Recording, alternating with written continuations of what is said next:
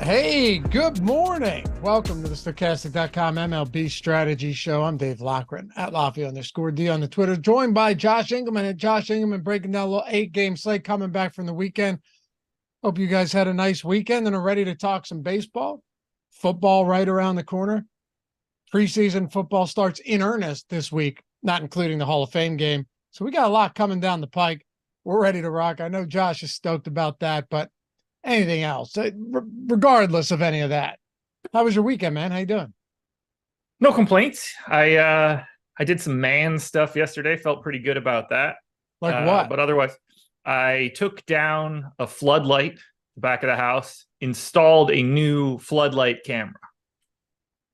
Some real man stuff, dude. I mean, I had to cut the junction box off and really rewire some things. Like it was. Oh, you actually did? Okay. Yeah. I thought you just took one off and then mounted one on the same spot.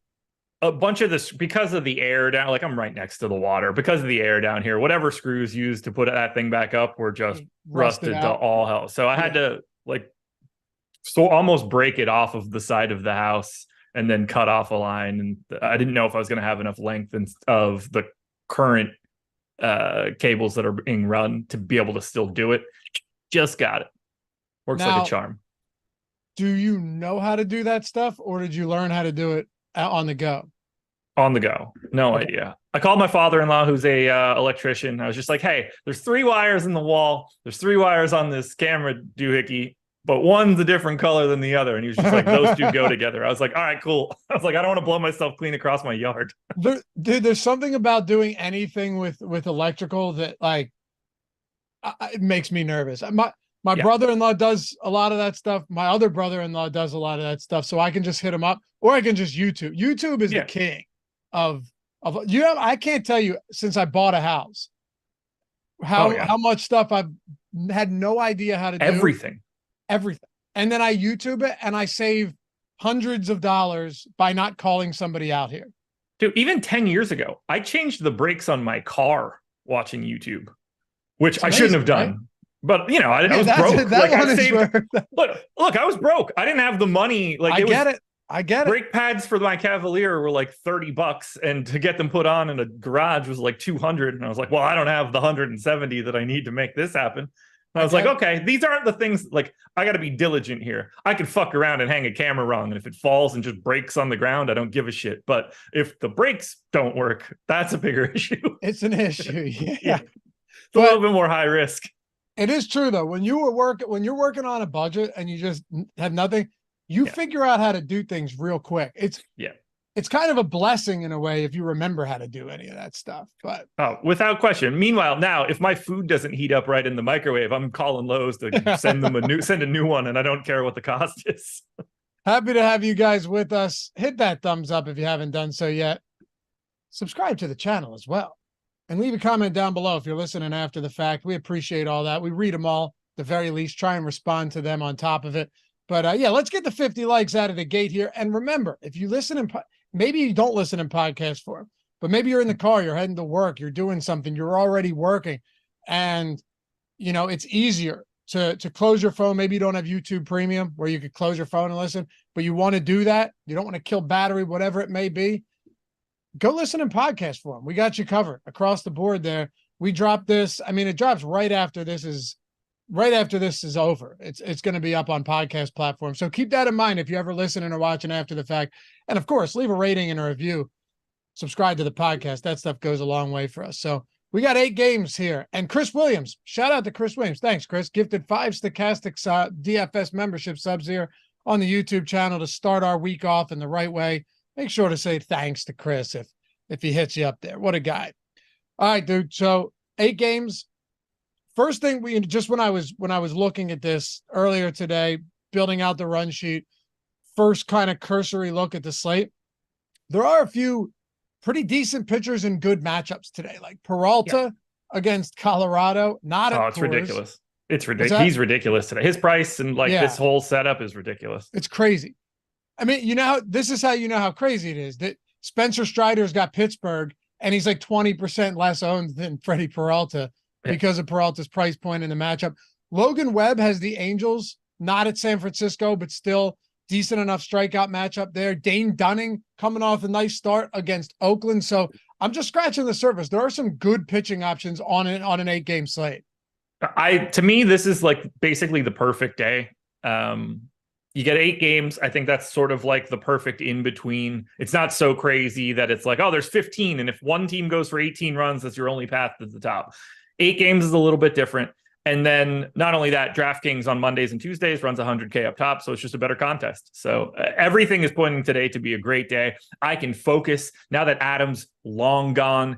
I don't have to do the deeper dive later tonight. I'm just done at 11 o'clock. Good riddance. Don't come back. If I can keep this schedule, that would be perfect for me. He's not going to hear this shit. I'm sure he's still asleep. He's got nothing to do.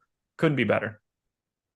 Yeah, he told me that he was going to, with his time off, he was going to work out. I'm thinking, okay. I mean, he's going to have a staggering amount of free time on his hands. At some point in time, you might bore yourself into working out. Do you think he comes back looking different in a couple months? One way or the other. That's what I mean. It could be a remarkable improvement or just, he either does 3 months of like heavy dedication, eats clean, like does work out and really changes, or he looks like Cartman in that episode where everybody's just inside playing World of Warcraft. Yeah, exactly. Yeah, just shitting into a bedpan. Yeah, that like, because that could happen too. So much of it depends on how he's running in DFS too, but both branches can take you both ways. He can go down big and let it go, or go down big and use that as the motivation to ultra focus, while he can go up big, run hot in life in general, do everything, or funnel it all into booze and ladies, and that doesn't go well either. The man is he's like a choose your own adventure book right now. If you ask me, I look forward to the outcome one way or another. Yeah, the DMs that we get at like 3 o'clock in the morning and we wake up to are going to be very interesting until October. It's going to be every other day. I don't think it's going to be that frequent. If he wins, like if he ships tonight for 100K, like that really changes the equation of how frequently we're going to get those DMs. Yeah, that's a good call. But I also think he might just sit in the apartment some nights up till 3 a.m. watching, Netflix after baseball. So that's I did 47 best ball drafts, drank 6 bottles of wine, and called someone a slur on Twitter. Yeah, and then sends us the screenshots at 3:30 in the morning. Yeah, you think I should delete this? Yeah. I've told him stuff before. I woke up in the morning and said, "What the hell are you doing?" Atlanta, Pittsburgh, Spencer Strider, Osvaldo Bido. All right, so the Atlanta Braves are minus 290 on the road. Yeah. Minus 290 at PNC Park, 8.5 total here. Spencer Strider is usually, regardless of price, the highest owned pitcher. We've seen that. He was 12-5 last time he started and was higher owned than anyone else out there. He did not disappoint. Struck out 9, 6 2/3, 1-run innings, got the win against the Angels. Now you've got Pittsburgh, not the heaviest strikeout team, but also not a great offense, good pitcher's park. I think on a slate like this where we're not talking 15 games, we're talking 8, and there's a lot of good pitchers, we probably just contextualize everything, and outside of just going, hey, he's a good pitching option, it's more so, how does he stack up against the rest of these guys? How impossible or difficult is it to get Strider and Peralta in the same lineup and still build good lineups? So what are we doing here with Strider at 12-8 on DraftKings? It shouldn't be surprising to know that he obviously looks exceptional against Pittsburgh because he's really good. 38% K rate to lefties this season, 40.5 to righties. He's arguably the best pitcher in baseball. He's certainly in the top 5 type equation if you want to go that direction. But 12-8 is no joke. That is a real price tag. We have him 37% to be a top 2 pitcher. I'm in the 30s as well. 6% to be a top value. And that's one of those situations where you're basically going to need Strider to either K10 plus or get that complete game type deal. It's hard to pay up all the way for him and to get to Freddie Peralta. Freddie Peralta, to me, is clearly the best combination of upside and price that you can get to against the Rockies today. But for Strider, I'm actually a little light on him right now. I see no problem with the 30% ownership that he's getting. The matchup works. The park is really solid for him too. It really just completely limits righty power. That's been a little bit more of his issue this season. 163 x ISO to righties, 136 to lefties. That's probably just a little bit of noise, and neither one of those numbers are anything that you have to be really worried about. But it does change the construction of your lineup when you want to go to Strider. I currently have half the field. I would not mind whatsoever if that flip-flopped by the time we got to lock and I had 15% more than the field. Spencer Strider, I'll always bet on talent, but it changes everything you can do by paying up to 12-8. Someone asked in chat, is he going to get to 300 strikeouts? It's possible. He has, last year he started, 30, 31 starts is usually typical if you stay healthy across the season. He's made 22, Josh. He's averaging 9.5 strikeouts per game. So he'd need to average, I think, like 10.4 strikeouts per start. So it's not out of the question, but he would need a couple of those like 13. He would need a few of those like 13, 14 strikeout games, because he's certainly not going to rack up double-digit strikeouts in every single of his last 9 starts. He's projected for between 280 and 290 right now on. So we need to run a little hot. Yeah, he's at 208 right now. Zip, Steamer, the bat, everything that they have listed are basically between 70 and 80 for rest of the season. So yeah, I mean, he's going to be knocking on the door. That's for sure. Starts like this should help him. Has anyone ever done it? 300 strikeouts? Yeah. Are you serious? I don't know. I never paid attention to that stat. A lot. Like how many times did Nolan Ryan do it? Probably all of them. That's what I'm asking. Okay. So that's what I'm saying. I don't think it's a lot of pitchers that have done it. I think it's way more than you think it is. Nolan Ryan's probably done it on multiple occasions, right? 5, 6, at least 6 times.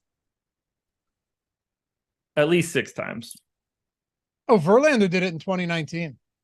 Yeah, it's way less. Okay. It used to be really prevalent. Well, not like really prevalent, but like it used to be a talking point regularly. It's less so now. Pedro did it once. No, Pedro did it twice. It's funny because I'm almost positive Randy Johnson did it a couple times. He did. It's funny because when you said, "Are you serious?" I just never thought. I never thought about that. I never really think about that stat often. Randy Johnson and Nolan Ryan. 372 for Randy Johnson one year. He was pushing 4. That's amazing. Yeah. He did it 5 times. No, 6 times? More. 6 times. At least 6. And then 6 times for Nolan Ryan. Yeah. Yeah, it's been done a ton. Yeah. And you were back in the day, you were getting like a couple, like, a rando could pop it once type situation. Yeah. And also those guys had longer leashes too. Yeah, it's just a completely different game then. That's funny. It's a stat I should have known, and I've never even looked into it. But so 300 for Strider is doable. I'm not sure if it's happening. But anyway, on the other side, Beto, dude, massive dog today. He's the lowest owned pitcher on the slate. Lowest top 2 probability of any pitcher at 2.6%. It doesn't look very good here. I mean, usually when these pitchers are like this low owned, they have decent leverage just because, but even his leverage score is nothing. So that is not a spot that looks particularly good for him today against Atlanta.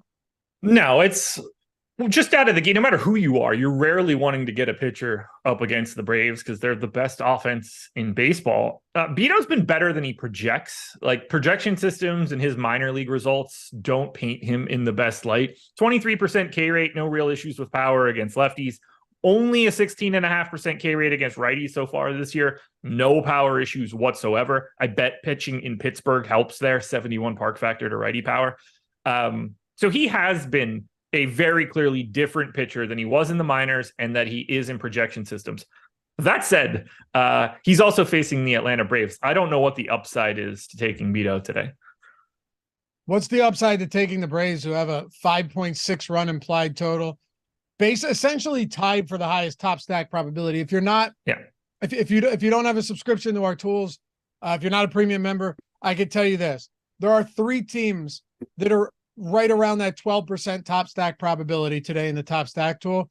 One of them has a much better stack score because their value score is way higher than everybody else. That is Boston. But Atlanta, Very high stack score. The problem, Josh, is that the value score and the price points here are more difficult to get to for sure.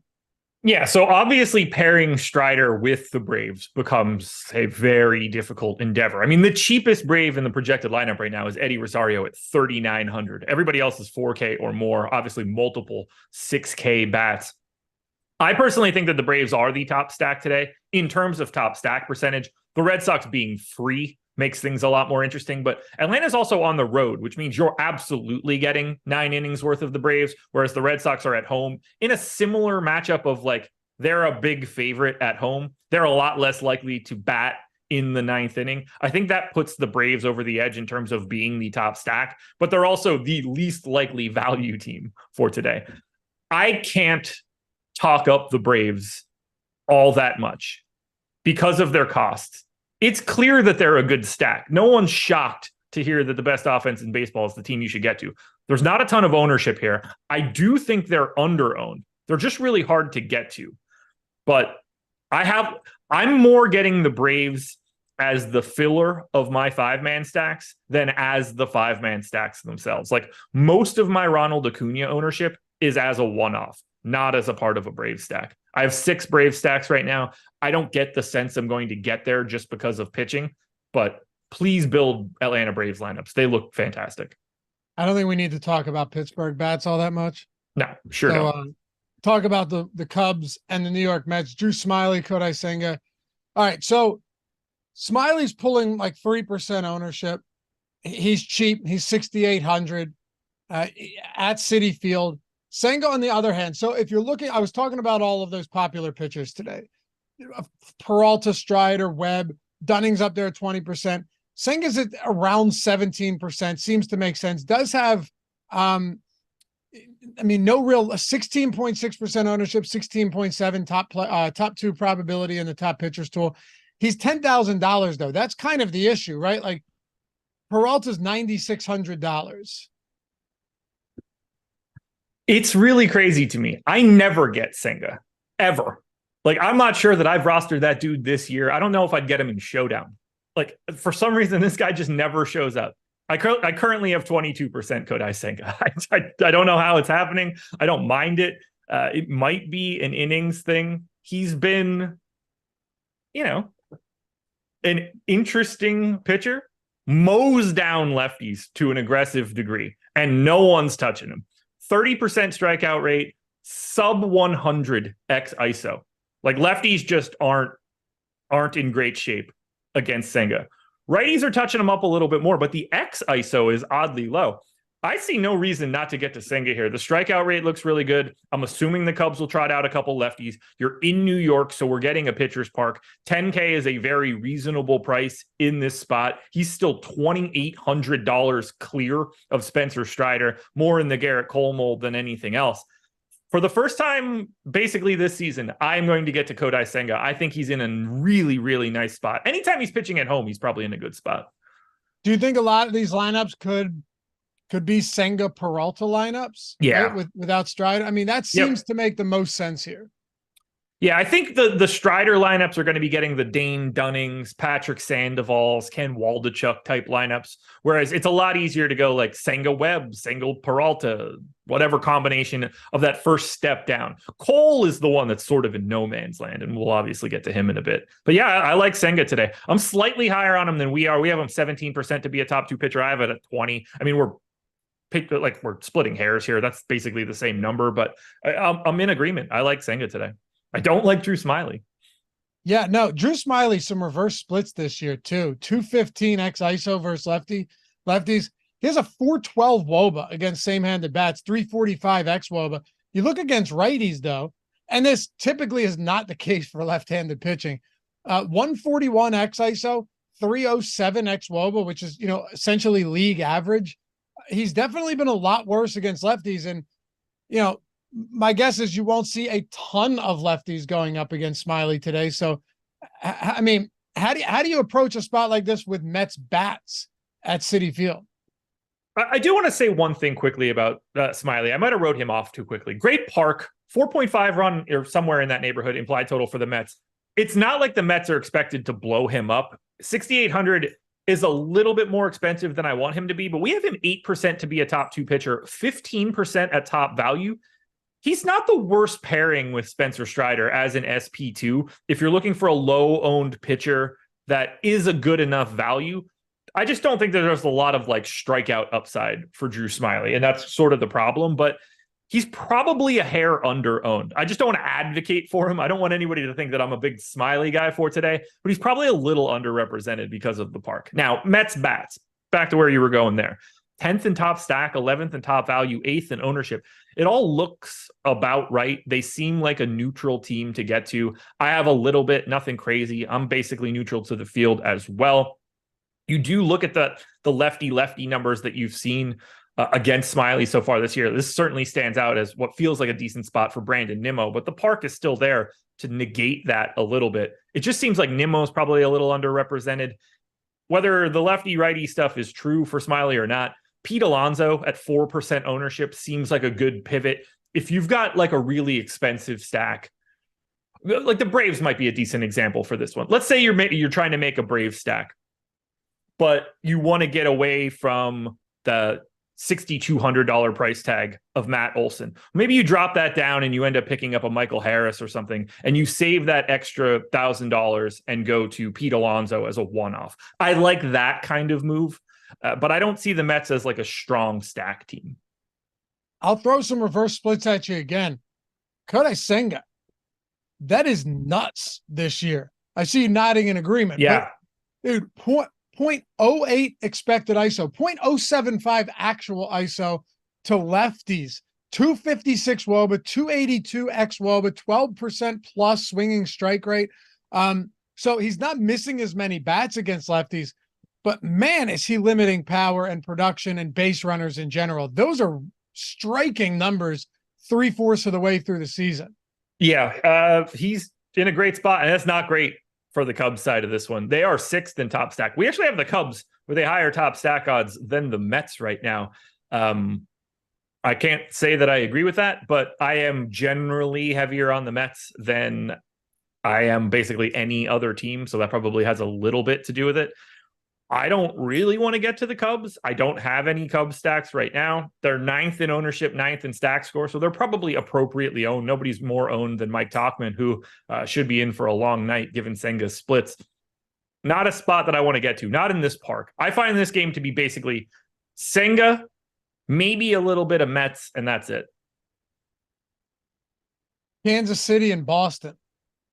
I'll say this much. That last start, or should I say the first start for Cole Reagans, wasn't that his first? No, that wasn't his first start, right? First, there was a second start, I think. Because all I know is I was heavily against it. I thought it was his second start, and he had just been. It is his second start. The Mets. He started against the Rays, and then took like 2 weeks off, and then started against the Mets. Right. And I had aggressive exposure to the Mets, and they did not do anything. I mean, he dominated in that. He gave up some hits, sure, a few base runners, but only walked one. 6 scoreless with 8 strikeouts and the dub. Really strong start for the lefty. Now, here's the thing. He's going up against Boston. We talked about Boston's top stack score, number 1 on the slate. I mean, in Boston at Fenway in August, Josh, this could look a little bit different. Not to mention that the Mets bats have just been quiet for quite some time. I mean, that team is an utter disaster. So, yeah, I applaud him for the effort. But this is definitely one of those spots where you could look at Boston bats and go, yeah, they might tune him up a bit today too. Yeah, I don't have a lot of expectations for him. Although he's super cheap though, man, and he's 5,200. Like, he doesn't get tagged. That's the thing. Walk rate projects pretty high, but if you just look at basically all of his real performances, he's only thrown 300 pitches to lefties. He hasn't struck them out, but he hasn't had any issues with power. He's only thrown about 1,000 pitches to righties. Again, he's not striking anybody out, but he's not really dealing with any power. Nothing's pointing him in the wrong direction. He's 5,200. We have him as an exceptional value option. Certainly a guy that you could get to if you wanted to pair with Spencer Strider. Yeah. The problem in all of this is that even if he's projecting as a decent value, he's still facing off against a team that probably has the highest projected run total on the slate by the time we get to lock. Maybe it's the Braves. Maybe it ends up being the Rangers. Those are the three teams that are sort of jockeying for it, but it's not a good spot for Ragans. He's just like, his underlying stats have been fine. I see the path where he could be a decent value option, but it's like a really scary spot. It is. I'm just, I was just thinking too, though, like if you're going for the Strider plus the 5-man Brave stack, yeah, when that Boston stack's going to be pretty popular, Ragans is going to be unowned. Yeah, the Strider Ragans pairing, maybe not the craziest idea in large field tournaments if you're looking to get to those expensive Brave stacks, off of Boston. Again, I'm with you. It's a really tough spot, but you make some. I'm going to just say right now, power. I'm going to Waldichuk over Ragans right now. It's basically the same sort of thing, same price tier, same situation where like you're expected to get your ass kicked, but there's some value. I don't mind it being Ragans though. You just have to know what you're getting. More often than not, this fails aggressively. Yep. Brian Bayo, on the other hand, 9K, 5% owned, probably about right. Maybe a little under owned. Maybe that should be, 8 or 9% instead of 5, but we're quibbling here. Decent spot against the Royals. Enough strikeouts there to feel good about it. 4.1 run implied total for the Royals isn't anything that like threatening, but he doesn't strike any lefties out ever. 16% this season. He does give up a ton of power, both real and expected, to lefties. So MJ Melendez, Michael Massey, Isbell, if he's hitting 9th, like there's some power potential. Not a ton of lefty bats in this Royals lineup for right now. Against righties, he's fine. He gets where he gets his strikeouts. I just don't want to pay 9K for Brian Bayo today. It doesn't feel super duper necessary. Yeah, it makes sense. You say it fails aggressively most of the time, no question. So does the Boston stack, though, right? I mean, 12.5% top stack probability still leaves you around, 90, around 88, 87% that it doesn't end up being the top. Doesn't mean that it's not still good, but yeah, we know how this works. It's easy to look at top stack probability and be like, man, that's pretty high. But then you're like, well, 12% in the grand scheme of things isn't that high. No, it is not. They look good. I don't disagree with their stack rankings or anything. I don't disagree with their ownership. They're cheap as hell, and they get the lefty in Reagan. So that plays up the righty power plays up a little bit more in Boston than lefty power does. If you're getting the lefty on the hill, you're just going to see more righties. And that's what we're seeing in the projected lineup. Now that does increase the pinch hit risk a little bit more later on in the game. So be aware of that, more likely on the bottom of the order than everything else. Or, like maybe you lose Rob Refsnyder or something like that early too, but probably more on the bottom of the order. I have them. I don't love it, but these guys are the perfect combination of price and upside. Like if Rafael Devers is 5,200 and is the most expensive guy in your lineup, and you've got multiple dudes in the 2Ks and 3Ks, Justin Turner, Luis Urias, Pablo Reyes, all have an MPE, massive flexibility in both price and positions, and arguably the highest ceiling of any other team on today's slate. It's really hard to not want to get here. The only thing that slows me down, as weird as it sounds, is the fact that Cole Ragans just hasn't gotten absolutely nuked. No, he's allowing around 1 home run per 9. Yeah. Which is, again, pretty league average. Also, I know it's August, and I'd mentioned that 74 degrees in Boston. So it's like, yeah, it's a hitter friendly park, but it's not, we were up here. We were in a wild heat wave for like 2 weeks where every day was 90. And I know that Boston's a little further north, but it was still hot there.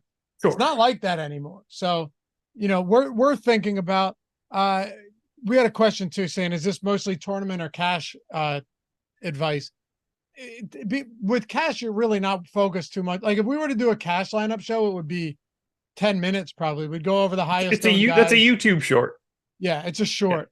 Yeah. This is for tournament, but keep this in mind. If you're watching this show and you're playing cash, still equally valuable. You just have to interpret the data differently. Like you have to interpret what Josh or what I'm saying from an ownership perspective, and less like You know what I mean? Josh, not if I'm going, yeah, but Boston fails a lot of the time. You're like, well, in cash, I shouldn't play them. Yeah, no, it's Rob Refsnyder is, if he's hitting leadoff for the Red Sox, is in every lineup you make. Yeah. Cash lineup is what you're saying. Yeah. Freddie Peralta is, if Freddie Peralta is not in your cash lineup, you shouldn't play cash. Like it's there are some things that don't have trade-offs. Guys that you cannot not have in your lineup. Freddie Peralta, which we'll get to, is unquestionably one of them. If Rob Refsnyder is the leadoff hitter for the Red Sox today, he is absolutely in a cash lineup. Yep. Yeah.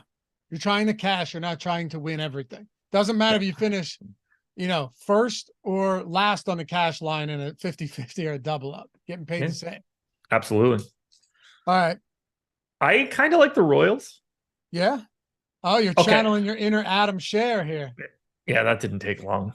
I'm gonna be drunk at Pure Gold Strip Club tonight in no time fast. It's gonna be a good one. Maybe I should be more specific. Is Pure Gold in Baltimore? Is that the place he goes to? No, Pure Gold is the strip club here. Oh, okay. Yeah, that would be I wasn't sure if you were really channeling it. Yeah, got it. No, and I do not want to go there. It is not nice. No, it's not nice. They're really not that. None of them are really that enjoyable. It's all about who you're with. It's the friends that you go there with that makes the trip enjoyable. Well, can I put it to you this way? Probably. If it's a bachelor party, yeah, hell yeah, awesome. Like that's what you do. But if not even awesome, it depends on the bachelor. Yeah, not with me. I mean, my buddies aren't like I'm not. What do you say? What do you? Well, I've got friends that go to a strip club for a bachelor party, and they're just normal people. Or if I'm the bachelor, I change everything for everybody. My friends are animals, dude. It's not. Yeah. Not even in a bad way, but in a way that if we're going, I know that no one's just going to be sitting there like, that is a nice pair of breasts, huh? You and I are in a different situation because I have a sneaky suspicion we know, I don't mean like actually the same people, but I think we know a lot of the same people in the Northeast. And yes, that is the way that I would describe them. Animals. People that probably shouldn't be allowed to go into a strip club when they're drinking. Yeah. They're animals, we all have a couple of those guys in our core friend group that but they make it just fun. Like, there's a decent chance they get removed. Oh, it's happened to me twice. Not me getting removed, but two. I have a text promptly removed. One of them 30 seconds after we got there. I have a text on my phone that comes up every year. I was not at this bachelor party. It's from one of my college roommates, lived with me here for a bit. They were at a bachelor party and they saw the bachelor getting removed from the strip club because he bit a stripper on the ass. I mean, that'll do it. And like, these are all Northeast people. It's just, there's something in our DNA that's just ultra aggressive. Too many like bush lights before you go in there. But I'm saying I like going for bachelor parties and stuff. Like my buddy, we would never hit each other up on a Friday, like a random Friday though, and just be like, all right, let's just do other stuff. It's just like, it has to be an event for me to enjoy it. It's going to sound ridiculous, and I think you'll probably agree with me. If they're known for food, like the way that Lou Williams wants lemon pepper wings, like I'd be way more likely to go on Friday. For now, I don't care. That's fair. Yeah. Like if there was a novelty, I need one additional thing above the strip club. Right. In order to go on a random day is what you're saying. Yeah. Yeah. You either need to have like a really good drink special, some sort of appealing food dish or buffet. Maybe you have something new in there, like a game room or something. But that in that case, it's usually like a decent establishment. That's the difference. Yeah. So, yeah. Ultimately, like I don't want to go to them. That's what I mean. You like Kansas City Bats? I'm getting Kansas City Bats. So we have them 8th in top stack. I'm a little bit higher there. I have them 6th, but I'm in agreement with us on this one. They are the #1 value team today. 5,500 for Bobby Witt, 4,400 for Salvador Perez. Everybody else is 3,700 or less. Now, they don't have a ton of flexibility, but they've also buried outfielder, 7, 8, 9 in the projected lineup, if it breaks that way. That means these guys are free and you're checking off a bunch of positions that actually help you out. I don't want to go on the Adam Scher, I'm going to play the Royals every day path here, because that's not going to be as fun for me. But Brian Bayo is giving up a little bit of power to lefties. I do think that's mildly interesting. I'm willing to take a chance here to save some salary. I think filling out with some Royals also goes hand in hand with Strider. Talk about Toronto and Cleveland. So Let's do it. Toronto, Hyun-Jin Ryu, Gavin Williams. Dive into the tool a little bit here. Ryu only getting 3% ownership. Does look good from a value perspective. He's 6,500. Cleveland, though, whether they're facing lefties or righties, they really do not strike out much at all. I mean, lowest K rate in the league versus lefties and righties on the season. Gavin Williams going up against, star-studded Toronto offense, 3% ownership, only 6% top two probability. That's fourth lowest on the slate, above only Reagan's Lambert and Osvaldo Bido. So from a pitching perspective, maybe there are some nuances here, Josh, that I'm missing, but neither one of these guys jumps off the page as a great option today in their respective spots.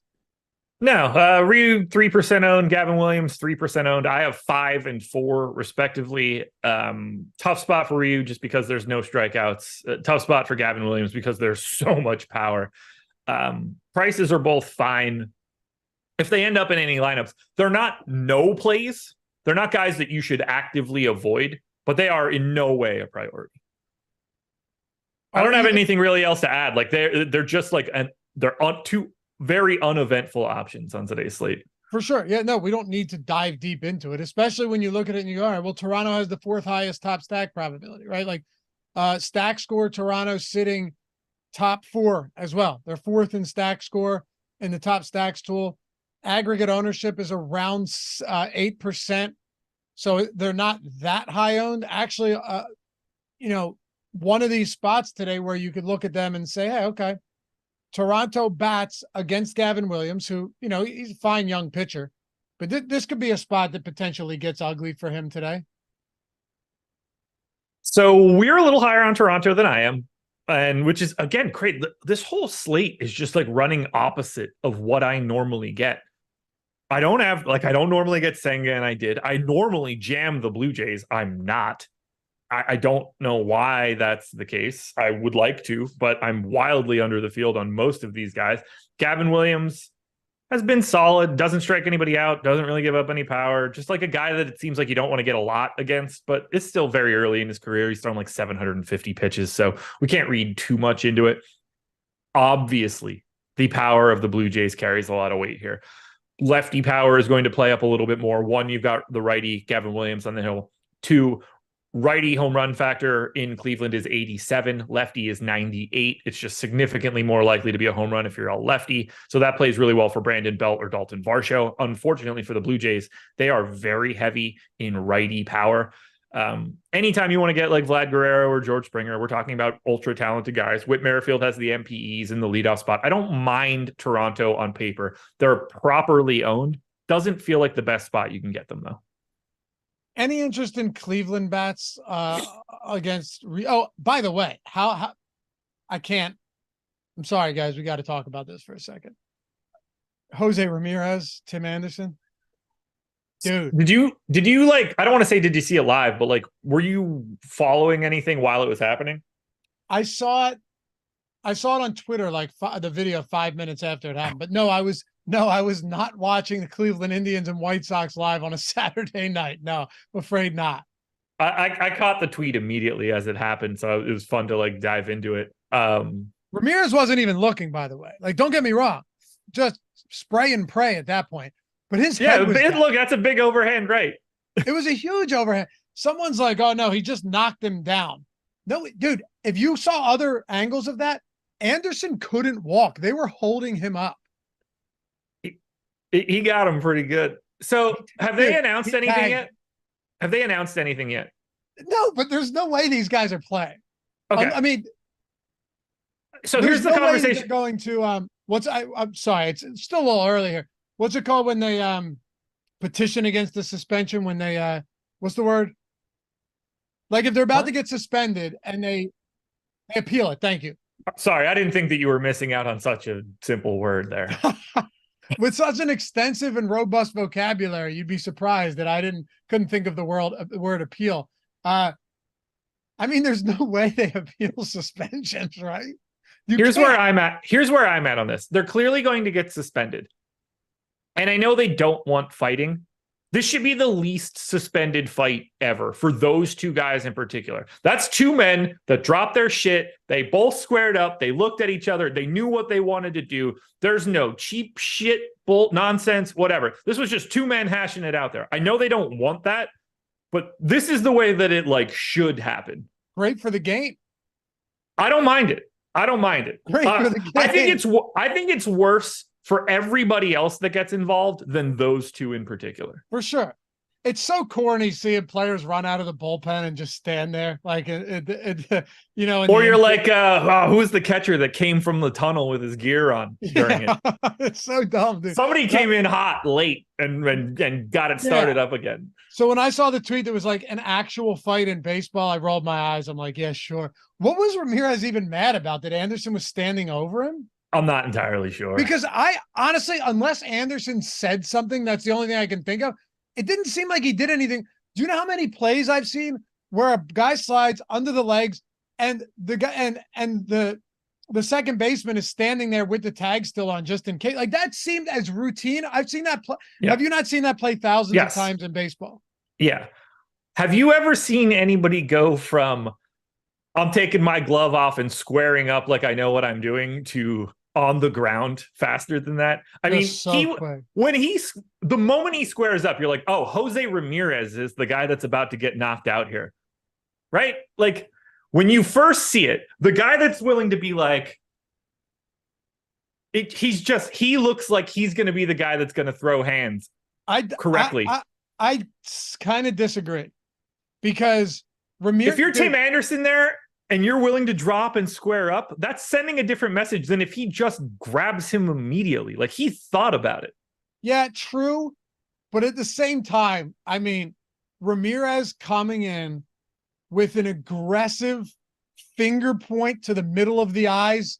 I mean, when you do something like that, you're clearly not backing down like that. When I see the finger, Josh, his finger was right here. I mean, it was right in this. When you do something like that, that is just a blatant sign of like, I'm disrespecting you and you're going to have to do something about it. I think Anderson might've just thought like, I have to square up now. That could have been it too. Cause like he welcomed the situation with a confidence that did not match the result 5 seconds later. Man.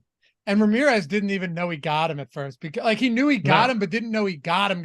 He didn't know he got him. He didn't know he hit it. He just knew he hit somebody. Yeah, he hit him, and then you could see him like not run away, but take steps backwards, and it was crazy. He was just slinging bombs. Oh, I love it. I love it. I hope they don't get suspended too much. I'll tell you what, though, other than for value stacks, you're not going to roster a damn thing from Cleveland when Jose Ramirez is out. Well, that's kind of the thing, right? Like that's not a spot you're getting to. Toronto, you already talked about the bats. I don't really think we need to dig much deeper into that. Let's go to the Yankees and White Sox then. Yeah. Garrett Cole. By the way, 7.5 run total here is the lowest on the slate between Garrett Cole and Dylan Cease. Dylan Cease, though, we could talk about Cole, but I actually want to get your thoughts on Dylan Cease as well, because the Yankees against righties this season, they have not been strong. It's not like they have one of the lowest K rates. It's not like WRC plus they're sitting amongst the top 5 in the league or even close. Even with Aaron Judge back in the lineup, this is still one of those teams that hasn't been dominant against righties. So I think it's a kind of interesting spot for Dylan Cease as well at not 8,500.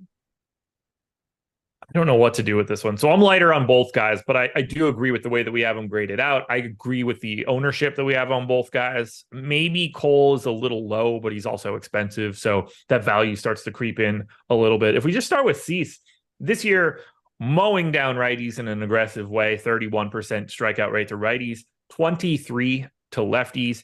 You're probably going to see a lot of righties for the Yankees. That's just generally how they lean.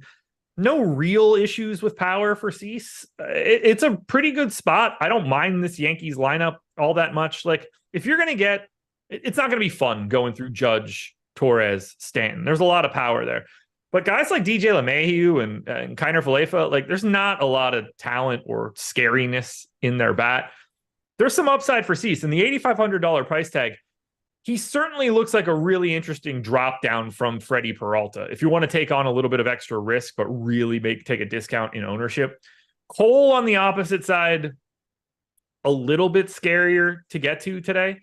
I'm happy about that. So I assume he'll pitch well. Whatever I do with Garrett Cole, he does the opposite. Always. But at 11-3, this is not that great of a strikeout matchup here against the White Sox, at least not yet. Who knows? Maybe they'll lose Tim Anderson for today, and we'll find out. But for Cole, it's good enough. And he's good enough. But lefties will always touch him up just a little bit. The problem here is that who's that lefty going to be? Andrew Benintendi? I doubt it. Grandal hit from the opposite side. Moncada is whatever. You're going to get him from the lefty side as well. It's a great spot for Cole, but at 11-3, it's just so much easier to want to roster someone like Kodai Senga than Cole, and they're getting the same ownership. I don't think they're all that different of plays today. One's $1,300 cheaper in a better matchup, or at least in a better park. Comiskey? I don't know. Whatever White Sox park is called now. 112 park factor to righties, 110 to lefties. I feel like this is going to be a start where Cole strikes out like 8 guys, but gives up 2 dongs. Okay. And on the other side, though, with bats, like Dylan Cease hasn't allowed a lot of power. No. You know, if you're talking about a relatively heavy righty lineup for the Yankees, Cease is allowing a 153x ISO, 327x WOBA, fine, but 16% swinging strike rate. Lefties, he is really limited as well. 0.97 home runs per 9. It's not at Yankee Stadium either. So this is not the best spot for Yankee bats either, or White Sox bats, obviously. No, so much will come down to the lineup here, because the biggest problem for Yankees ownership is if Jake Bauers is leading off, he's 2,600 with an MPE. You're just always going to get that a lot, and he's very popular. The rest of the lineup's not all that crazy. 12% for Judge is the next high mark. Cease does not give up a lot of power. Or if you just take the last 2 years, 121 ISO to lefties, 125 to righties. But there's a lot of power in that. The Judge, Torres, Stanton trio plus Bauers in the leadoff spot, that's really where you're looking. I really don't like the rest of the Yankees lineup, but if you can get yourself to some of that power in the heart of the order, that's the only direction I want to go. Otherwise, they're just, it's an inch. The park really helps. But at the same time, Dylan Cease is just good. If Dylan Cease doesn't have the control today, that's where he gets into trouble. If the free passes are the way that Dylan Cease ends up having a really bad game. All right, we got 3 to go. Before we do, though, I know you aren't as big into best ball as I am, because I just, enjoy football a little bit more than you. But there may be something that in the event that you were going to do it, I could convince you, especially if you weren't there yet. Okay. So right now, drafters, 100% first match deposit bonus up to $100. So you put 100 in, now you have 200. So their big $2 million best ball tournament, $20 to enter, Josh. If you had put $100 in, you had 5 entries into that. Now you have 10 just by depositing, and you were going to play 5 anyway. If you put 20 in, you only wanted to do 1 entry. Now you have 2 entries. It's $300,000 up top. Now, if you're looking on something like, say, Underdog, they have 677,000 entries into that $15 million Best Ball 4, Best Ball Mania. There's already 400,000 entries in it. This drafters one right now has 111,000 entries. They just hit 22,000. They're less than 20% filled with about 1 month to go until the season. I can never guarantee overlay because it would be, disingenuous. I would be shocked if this doesn't overlay. $300,000 up top, 100% first match deposit bonus up to $100, less than 20% filled on August 7th. If you're ever going to get me into an NFL best ball contest, telling me that there's a possibility of decent overlay is the only way that it's going to happen. I knew it. Because think about it like this is the easiest way to think about it. Now, Powerball is going to have a much bigger prize pool, but think about like if you could just go to the store and pick up free Powerball tickets, you would want to do that and just like have the chance to do it. If you're going to get overlay that lowers the cost of that contest to the point where you're basically not paying any rake, like that's an incredibly interesting opportunity to get free lottery tickets. The expected value, if you can get the expected value of your entry to be neutral, and get as much as you can. And in this case, you might even have expected value on your entries that is positive because of that overlay. Free money is always the best money that you can get. Try to get as much as you can, folks. Yeah. And you already have positive expected value because you're getting the bonus. So you're doubling your entries regardless, right? Like, so you're lowering the cost of every entry. If you put $100 in, instead of having 5 entries, you have 10 now, regardless of the overlay. Yeah. So Clayton says, Josh pretending to care about best ball. I'm not trying to pretend to care about best ball. I don't care about it at all. I don't care about it, but I do care about money. And this drafters contest overlaying, I don't care what sport it is. I would just want to get into it. Right. If there's an opportunity to get money for free. Yeah. It's just links in the description and chat. Take advantage of 100% first match deposit bonus up to $100, 300,000 up top, $2 million prize pool. It's less than 20% filled right now. And if you, like I said, if you only put $20 in, you still have a free entry. Still have a free entry. If you put 100 in, now you have 5 free entries. They also have a brand new pick'em format where you can up to 100x your entries if you wanted to dabble in some baseball or some season-long props for football before the season starts. But their pick'em entries are awesome too, and they're brand new. So check it out on Drafters. Plus, forget about what Josh says, man. If you're not playing best ball right now, I got so many entries and I'm doing as many as I can. And, yay. The overlay right now is massive. Check it out. Link in the description and in chat. And shoot me some lineups, dude. I love talking about this on Twitter. Josh is going to end up muting me. But when you get some good, you draft some good lineups, hit me up. I'd love to take a look and shoot the shit. No one drafts good lineups. Oh my God, there's nothing worse. Can I ask you an actual question, not about best ball, but it is about NFL? Sure. Why does everybody get excited about the preseason? What do you mean? Like, NFL preseason comes around and everybody in our industry is just doing backflips. The NFL is back. We got football. Yeah. It's awful. Awful. No one can enjoy the NFL preseason. That can't be a real thing. It's not a good product, but it's still fun. I still enjoy Nobody it. cares about the preseason of anything I enjoy anywhere betting, ever. I enjoy betting it. Why? Because I think there's still an edge in preseason betting. Oh, God damn. I can't think of anything worse than like wanting to sit down and be like, oh, I got to check out this third quarter where 55 of these guys that are going to step on the field will never see the field for the NFL team again. I don't understand it. Everybody freaks out about NFL preseason. I can't think of a worse sports product to watch. I understand. I'd rather watch. Never mind. Can't say it. I understand. Yeah, I understand why you don't like it. I like betting on, and the DFS aspect. There's massive prize pools. Yeah, we dig it. Anyway, Colorado, Milwaukee. By the way, are we at 100 likes yet? Are we even close? 84. Okay. All right. So we're 16 away. That's doable. First time I agree with Red Skittles. There's a big edge in NFL preseason. Yeah, for betting there is. There is. Yeah, I'd rather have no money. And be like, oh, I think Dick Bag McGee is going to go over 37 rushing yards. I love it. Colorado and Milwaukee, Peter Lambert and Freddie Peralta. I don't think we need to spend a ton of time on Freddie Peralta. It's pretty obvious what the approach should be here at that price point with a strikeout upside, not at Coors Field, against arguably the worst offense in baseball. Yeah, I mean, you basically hit on everything here. I don't know what else to add. Current strikeout line set at 8.5, shaded to the under. Either way, it's going to be right around that number. He's 9,600 in a spot that he should be more expensive. That part is pretty clear. He's a fantastic strikeout pitcher just on the surface, and he's in a great strikeout matchup against the team that not only isn't like that will strike out a lot, but also isn't very talented, and that's really the key piece. Freddie Peralta strikes guys out somewhere in like a 26 to 30% range, depending on whether you're lefties or righties. He's an equal opportunist. He's going to strike you out no matter what hand you hit with.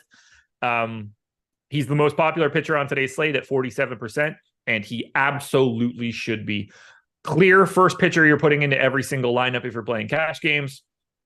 I don't have anything else to say here. Like, if you look at this and don't see why Freddie Peralta is a good play, I don't know what to tell you. You're not going to find many situations better than this. Ross KS, would you rather watch The Challenge on MTV? Dude, I used to like it. I watched it for 20 years. I think I stopped watching when my boy CT stopped doing it for a while. He was the man. Well, when he came back, that's when he really got like unleashed, because he was crazy for a stretch. He lost his mind for like 3 seasons. Well, his brother died, and like he really just did not take that well when he was chasing Adam around. Well, and wasn't DM his girl, and she died too from cancer? She did that. She died. Yeah. So he had a rough stretch, but when he chased him around, he came back as a normal person before she died. But he said he was going to smash his head and eat his brain. Yeah. He was nuts, man. Yeah. And honestly, if I'm Adam in that situation, I'm also running away. Of course unless you have a weapon, which you're absolutely going to have to use to win permanently. You got to just get the fuck out of there and hope everybody else is going to help you out. You're not winning. He was going to kill him. Yes. You're not going to win. No. And he was clearly. And it has nothing to do with his toughness. He could be the toughest guy in the world. That is about to be a real problem. Unless you are aggressively trained in mixed martial arts, like, he's a black belt in jiu-jitsu. At least he can be there for it. Yeah, even if he was, though, the size difference was so dramatic that I'm not. And CT was clearly on gear. I mean, there was some. He was massive. Yeah, he had anger issues to begin with. Right. Hit that deep growling voice, and like, this is not human anymore. That was one of the last seasons I saw, but that was good TV. That was I watched that for like 8 more years. The wife and I used to be heavy into this bad boy. Can we hold on? Let me see if I could find this. I want to make sure that I'm right. I want you to think about this for a second. This is where it gets really ridiculous. His real world season. Think about this right now. It ran in June 2003, so I assume they filmed this either late 2002, early 2003. His season was in Paris. What was that dude like in Paris at 20 or whatever, however old he is? They just drop him there for 4 months to get wrecked in a different country. An animal. He's lucky he's not in perma jail. An animal. Like, he's a crazy person just in like a normal bar anywhere in the United States. Then you take him internationally. I'm surprised it wasn't an incident. I wonder what like the real world staff had to pay to get him out of. They didn't just drop him in New Orleans and like let him rip. It's a different country. Paris. Oh my God. In 2000, a year after 9/11. Chris, I never saw that super chat. I scrolled, I couldn't find it, but Jordan sent it to me. Oh, thanks, Chris. $10 super chat. Atone for your sins. Hit that like button. Trust me, it brings good karma. I atone, then had back-to-back huge payouts in MLB. So thanks, guys. You're the best. Takes 2 seconds to hit that like button, and it's free. Hey, man. Yeah, appreciate you. We're 7 away, and it does. It brings you good luck. And like Chris, you can start winning. All right. Peter Lambert. No. Bats from this game. Yeah. Bats from this game. Not the Rockies. Let's start there. As always, if you're one of those weirdos that want to just be on the opposite side of something, they'll be the top stack like once a month in this scenario. Brewers are 5th in top stack, 6th in top value. It's a great park for power. Peter Lambert is a great pitcher for wanting to have power. There's not a lot of flexibility in this Milwaukee lineup. They don't have a single guy in their projected lineup that has an MPE. Pricing's fine. I like getting to them. They're 5th in ownership at 8.5%. They're 5th in our stack score. They're 5th in all that same stuff in my data. They look like a top 5-ish stack. Happy to get there. I do have some of them. I'm mostly neutral to the field, but like clearly attacking Peter Lambert in Milwaukee is going to be a good time for the Milwaukee Brewers pretty regularly, because why wouldn't you want to be against Peter Lambert? Peter Lambert over the past 2 seasons, 171 x ISO to lefty, 232 to righties. Now, that's not park adjusted, so obviously some of that is coming in Colorado, but Milwaukee, like, the Brewers park plays up power just as well as Colorado does. It's just Colorado plays up runs a lot more. He gives up the power. Going to be like a really nice day for Yelich, Contreras, Willy Adames. I like it for Milwaukee. San Francisco and LA, low run total, low 4 run total for the Angels today against Logan Webb. He's pulling about 20% ownership today. 16.7% top 2 probability on DraftKings. Angels with around the 4.3 total. It's in Angel Stadium. It's not in San Francisco, so it makes a bit of a difference there. But yeah, the question now is, like, you talking about getting to a decent amount of Senga, pairing him with Peralta. Do you think you're going to have a lot of Webb Peralta, Webb Senga type lineups today? Because he's you have Peralta and Senga bookending that price point on Logan Webb at 9,800. Dude, in our Richie Smalls in chat saying he went to prom with one of the chicks on CT's season is wild. So I don't have Logan Webb right now. He's 20% owned, 9,800. We got him as a 17% chance to be a top 2 pitcher. I actually have it at 15%.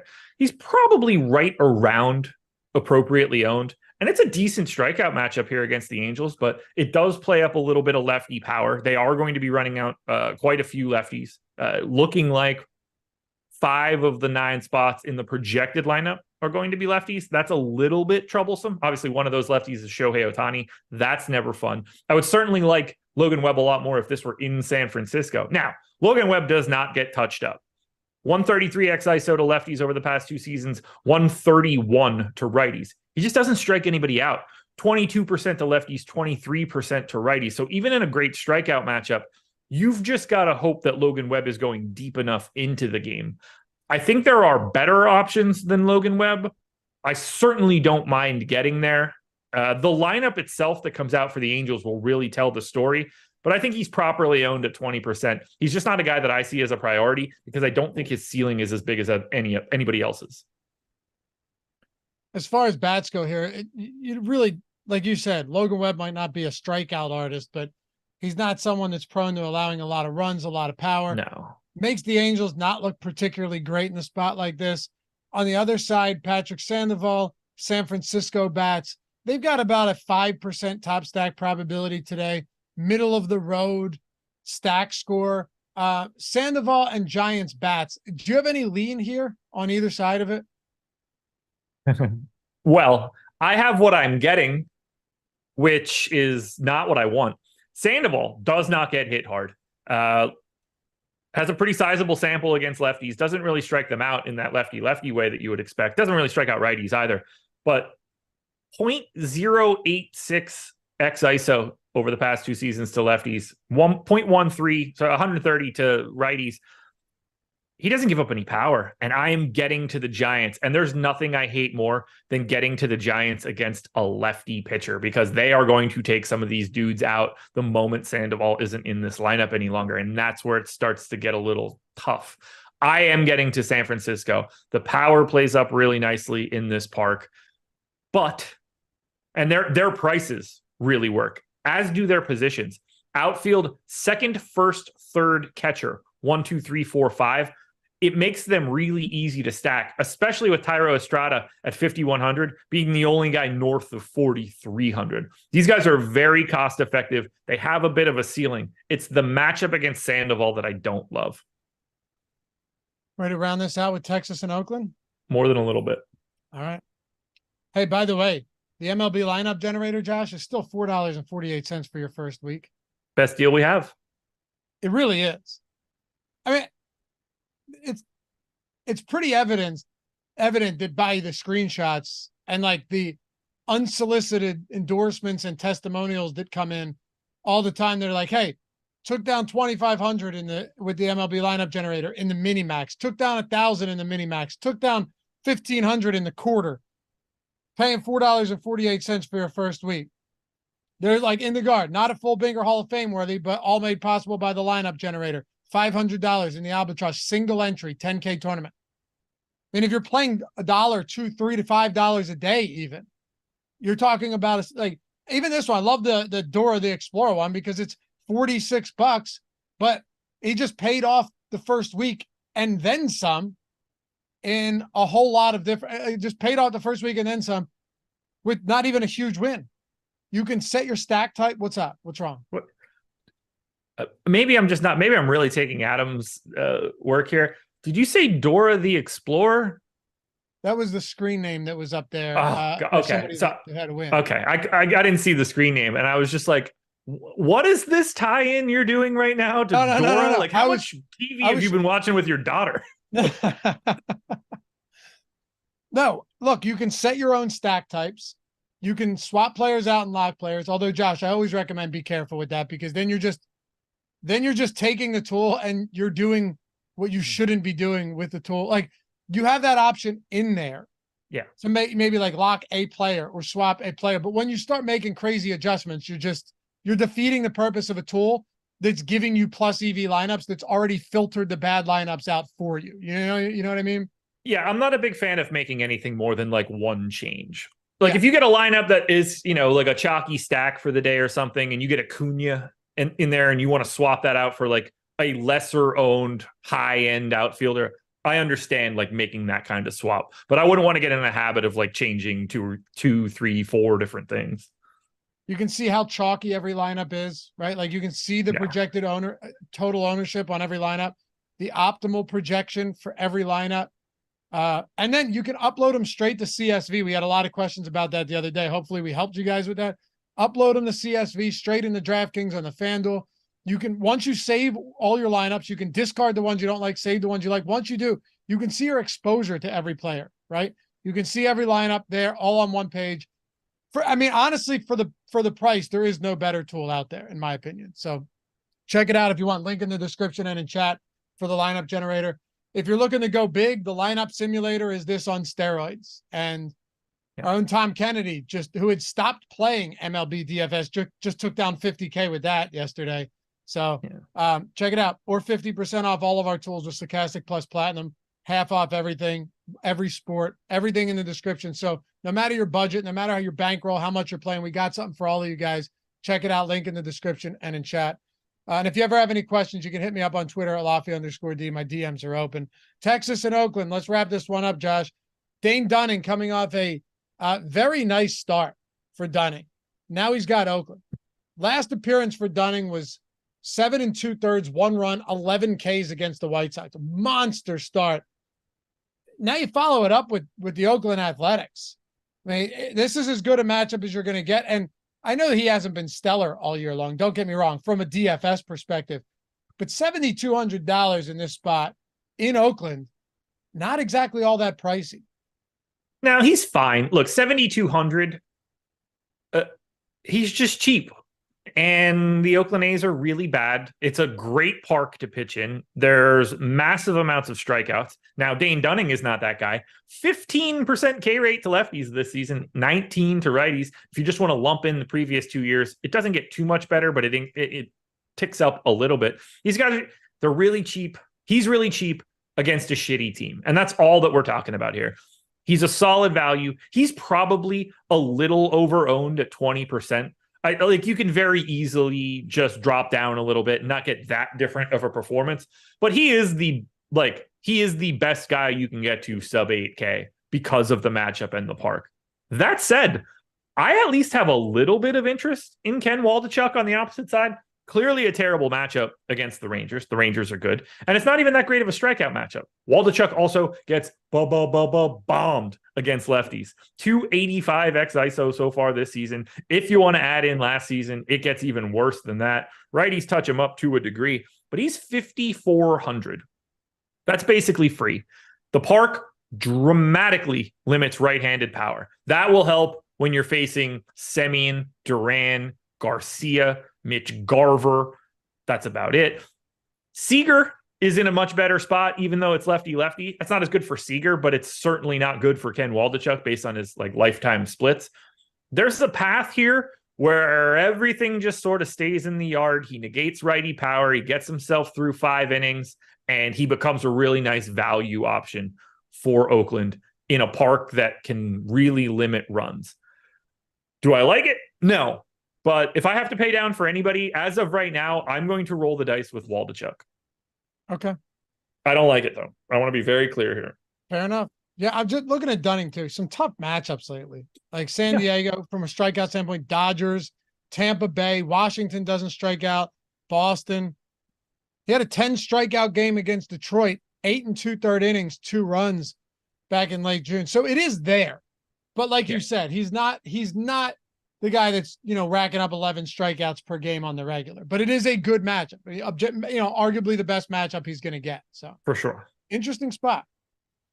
Favorite outside of Freddie Peralta, who are your 2 favorite pitchers on this slate? And feel free to talk about this from a lineup construction perspective too, not just raw points.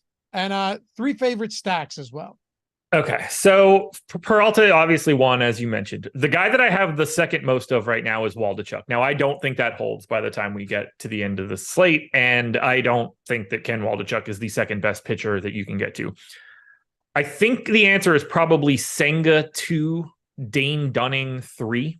Okay. If you're just talking about like roster construction, clearly, by all means, get to Spencer Strider. Not the message I'm trying to put out there, but we're just talking about trying to put together lineups. I think Peralta, Senga, and Dane Dunning are the 3 guys you probably pay attention to the most.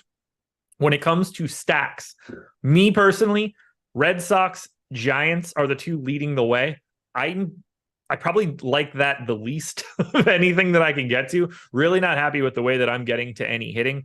If you can get to Atlanta, I highly recommend it because I think they're going to go a little bit under owned today because of how expensive they are and because of where the value is from a pitching perspective. The Red Sox are a fantastic stack. They're going to grade out well. They're so cheap that everybody's going to funnel that direction. If you're looking for someone off the beaten path, I really do think it's the Giants. That does admittedly scare me quite a bit. The Rangers are the team that I'm getting to the least. Obviously, if I'm getting to some Waldichuk, that's probably why. There is also a massive amount of upside on Texas. Hey, follow Josh at Josh Engleman, me at Laffy_D. What else you got today? You got a contenders video. What else you got coming up? Prize Picks video I know you got over there. Oh, yeah. Odd Shopper. I got paddled yesterday, buddy. 1 and 5. Oof. That's a tough one. It happens. I mean, it's going to happen. It's going to happen a lot, actually, in this world. Just 0 and 5 heading into the Sunday night game. So special thanks to Fernando Tatis for not doing anything and saving me from the full bagel. Contenders videos are both out already. That's it. Follow me on Twitter at Josh Engleman. Maybe I'll drop some stuff later today. I don't know who's on the deeper dive tonight. You and somebody? Linquist. Maybe I'll come and troll you guys for a little bit on the deeper dive tonight. We'll see. Can't wait. Follow me at Laffy_D. Appreciate you guys hanging out as always. Fun show. We'll see you back here tomorrow morning on the MLB Strategy Show. Peace.